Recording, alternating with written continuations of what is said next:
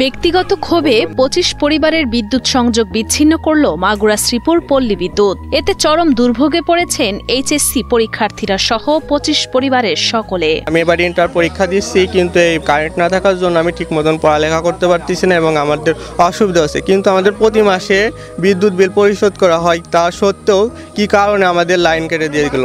আমি ক্লাস 7-এ পড়ে শনিবার থেকে লাগে বিদ্যুৎ, আমাদের এখানে বিদ্যুৎ নাই। গত ৩০ জুন থেকে বিদ্যুৎ সংযোগ থেকে বিচ্ছিন্ন রয়েছে মাগুরা শ্রীপুর এলাকার ২৫ পরিবার।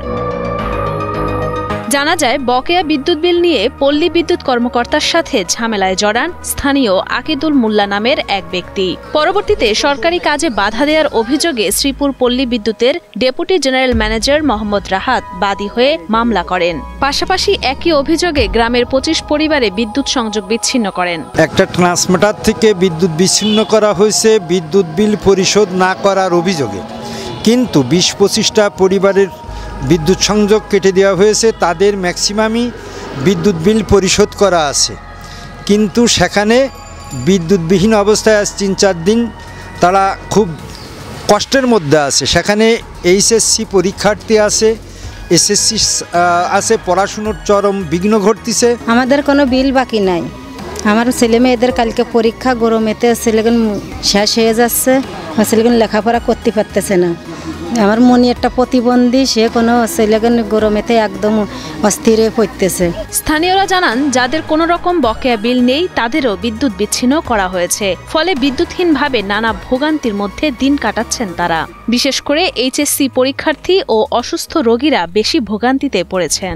আমাদের এখানে গত শনিবার থেকে বিদ্যুৎ বিচ্ছিন্ন রয়েছে। আমরা অনেক ভোগান্তিতে রয়েছি। ফ্রিজের যে জিনিসপত্র যাই থাকে, মাছ গোশ, এগুলো নষ্ট হয়ে যাচ্ছে।